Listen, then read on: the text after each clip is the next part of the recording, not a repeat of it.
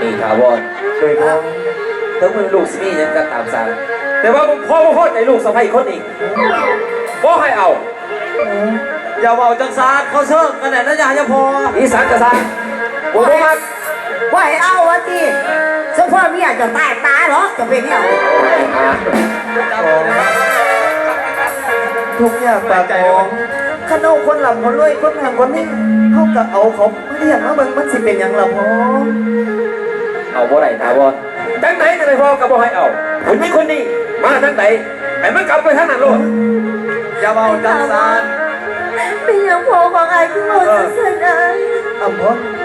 ใจเย็นๆน้องหลาจังไหนไอ้กับสีเบาสีลบกับพ่อไอ้เองดอกจอยโอ้ยลูกเอาเมียสิได้จังไดให้มือน่ะพ่อปวดสมบูรณ์สบายพ่อทำโปรแกรมผู้ใดสิเองสิเบิ่งละพ่อมันก็ต้องไม่ลูกที่หลานสันตมก็จริงอยู่ลูกหลานพ่อเนี่ยจะเอาลูกเอาเมียเป็นปังเป็นปลามาเบิ่งมาแย่งดูแลพ่อแต่ว่าพ่อมาตัดการสะใภ้คนที่ลูกแท็กซี่ข้าพ่อบ่มักพ่อเสียจังไดหรือเสียดาพ่อหนีไปนะเมียสันตมเพราะมันเสียไปโอ้ยไปน้ำของสันตมพ่อ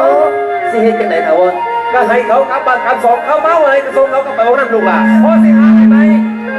เอาเบาเจ้าไอ้บ่ได้ดอกเขาเอารถกุญแจมาเจ้าตาบนเรื่องเมื่อเลยคอยเมื่อแท้แต่ว่าลูกเจ้านี่มักน้องคอยก็แล้วมันจะก่อนมันจะถูกเจ้านี่สิมาตัดสิสิบ่ถือเป็นยังสิบ่ถือกันนี่จอยไม่บ่ถือสำหรับคอยนี่แหละโอ้ยพ่อก็เมื่อยพ่ออย่าเบาน้อยจังสัน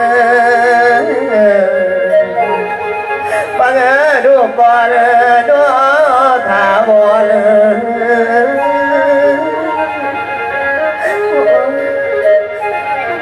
ตกลงคงใจมาก็พอดีแล้วพ่อ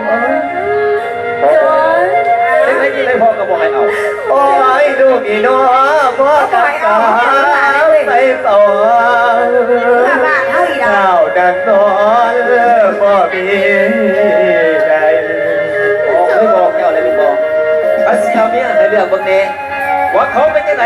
ว่าจังไหนว่ากูก็คนแล้วเว้ยไอ้ตัวไอ้แกว่าไอ้บ่ที่บ่ปากบ่ให้เอาจังสิเห็นจังไหนมันก็ไม่มีคือกันตัวจะพอพี่กูบ่ให้เอามึงไม่หนักเลยโอ้ยบอกก็เมื่อยกีดาบอดแต่น้ำดอกสายบนบอกบอกเคยสื่ออภพไอ้เสี่ยวอภพไอ้บอกมันก็บอกไอ้ดอกอภพไปไอ้เขาหนีจากบ้านแต่เมื่อไปศาลสิเป็นสันนี้เนี่ยบอกข้าบอกเนี่ยบอกเอาเนี่ยเขาร้องไปศาลไอ้นั่นนี่บอกขึ้นมาจากอำเภอรวยอาพูดเลยไปบอกกับไอ้ทำมึงเถอะพออาพูดเอาไปจอยทำมึงทุกคนเนี่ยแหละพ่อไอ้แต่ยังว่าเอาอะไรก็โอ้ยถึงยังว่าลูกไก่อะไรน้องอยู่ว่าเศร้าว่าดีแล้วก็พอเมื่อกูเติมปากเลยลาเขาเลยเขาเมื่ออายเนี่ยก็แต่เจ้ามาเล่นนเลือสีบา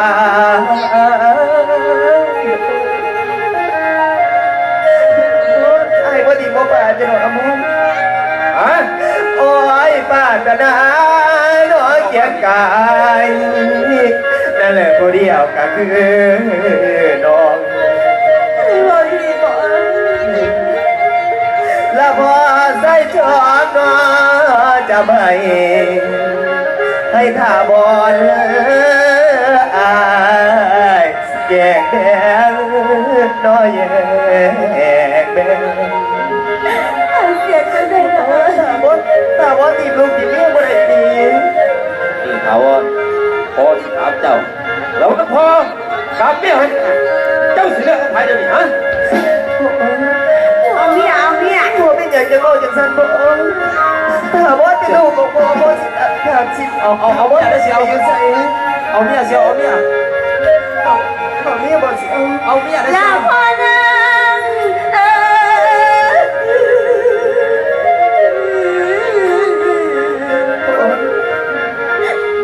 แล้วพอนั่งลูกนี่ยกมือขอเอาเมียได้สิเอา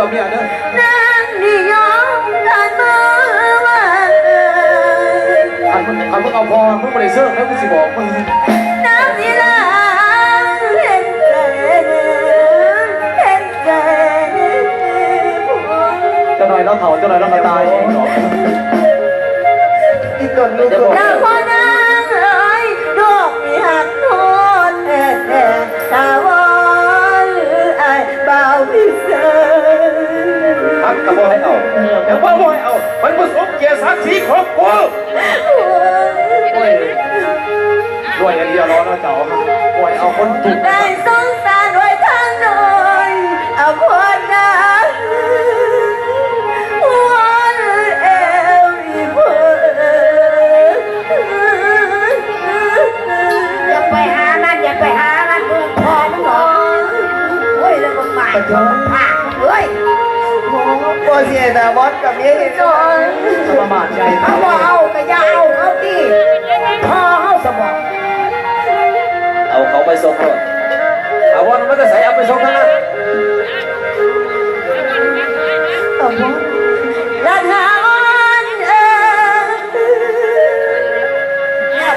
ทานละทานอยากแต่ทานนกไอแก้วไว้ทานไอก็ได้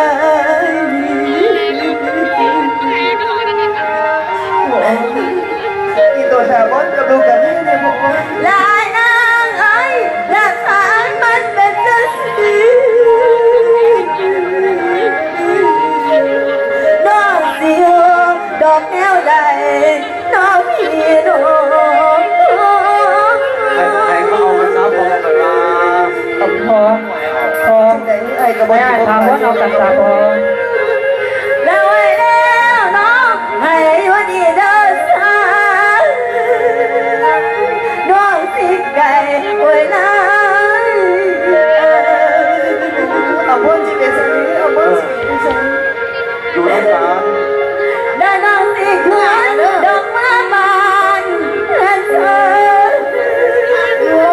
พ่อจะบอกให้เอาไว้บ้านไว้บ้าน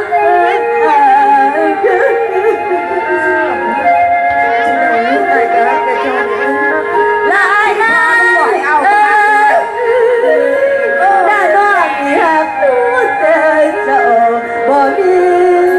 มือที่เต็มไปมีแต่คนเนิ่งจด บอยเขาเมื่อโลดเอาบอล ไม่เอาละใจก็สั่นแต่น้ำตายถ้าวันเอ้ยเอ้ยเอ้ยเอ้ยเอ้ยเอ้ย สามพ่อ และถ้าวันเอ้ยให้อยู่เดียวนะพี่เจ้า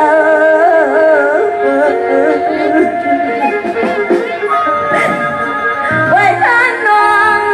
เสียละ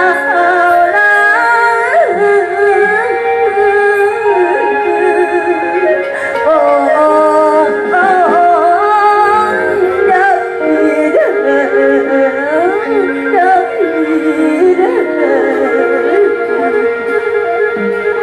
ไอ้ทาวอนไ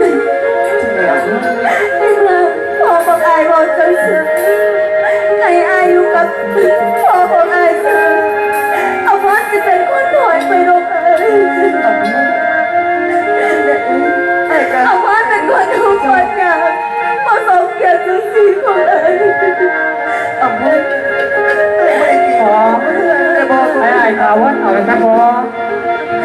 เอาพ่นต่อใจไอ้เนี่ยเอาพ่นพวกเอาดูสิจอยข่าวว่าเป็นจอย ถ้าเราพวกนี้ผมแม้สามคนจด เอา มาพี่เอาบอลเอาบอลไปอะไรเอาบอลถ้าผู้หญิงจดจะสิหรอไปจอย ไอ้ทาวอน จอยเอาบอลมาพี่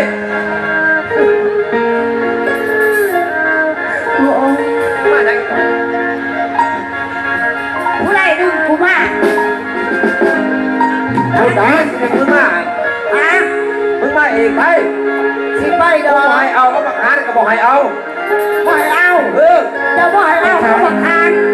เอาก็คอยที่เจ้าอ่ะ ให้ก็เอา โอ้ยหาแหลกใส่แหลกพุกเฮ้ยถ้าตาพอจะบ่ให้เอาให้จะแต่งงานก็พอจะเด้อ ป้าจอย จอยเสียสามวันเป็นสามวันจะเป็นผู้ช่วยประตูจอยต้องเอาไปน้ำเนี่ยจอยไปน้ำไปจอยนี่คล้องหน่อย พ่อตาน้ำป้าพี่ เป็นยังจะพอ กูบอกว่าจะไหนพ่อจะได้ลูกสะใภ้มาอยู่ในบ้านเมืองพ่อได้ซอยเวียนเท่านั้นเบิ่งแย่งพอเวลาเก่าแก่แต่เป็นยังลูกก็ฟังก็พอ ไอ้กระเพาะคนเจ้าอยู่ตะวันคนเขาไม่ยิ่งตะวันจะให้เอากระเทยกับตาเขาบอก เอาไปนี่กระหูอยู่แต่ว่ามันเป็นคนถูกคนจุดมันพร้อมกินข้าวจะไหน คอยถามเจ้าแน่แล้วพอคอยถามเจ้าแน่ ถามมาจะไหน กูเข้ามาคนนึงกันแต่ว่าเขาไม่ได้กินขี่สักตัวคนเนาะ คนกระซังแต่ว่ากูบ่มักกูบ่พอใจ เจ้าว่ามัก เออ โอ้ยคอยถามแน่เจ้าคอยถามเจ้าแน่มันคนด้วย มา คอยถามเจ้าแน่เจ้าจะขี่รถไปตายเองเจ้าว่าคนด้วย ฮะมึงกินน้ำไผ่กินน้ำไผ่จะดิฮะ แต่กินน้ำเจ้าอ่อนให้เจ้ามาเถียงเจ้าสอนอยู่กูบอกเลย ดูแล้วกูมันก็จะกูตกข้างบนนกความมามึง โอ้ยกว่ากระเบยกว่านั่นเป็นน้อผู้เดียงโอ้ยเรียกแล้วเศร้าแล้วเรียกพ่อเรียกแม่มันก็ยานะกูก็แต่วันผิดแต่วันเมื่อแต่วันก่อน เอาวอนมาต่อยบอก ไม่สนใจนะพ่อพ่อนั่นเป็นน้อผู้เดียงได้เรียกละเมื่อกูมาทำเด้นอตอนนั้นเพียนน้อ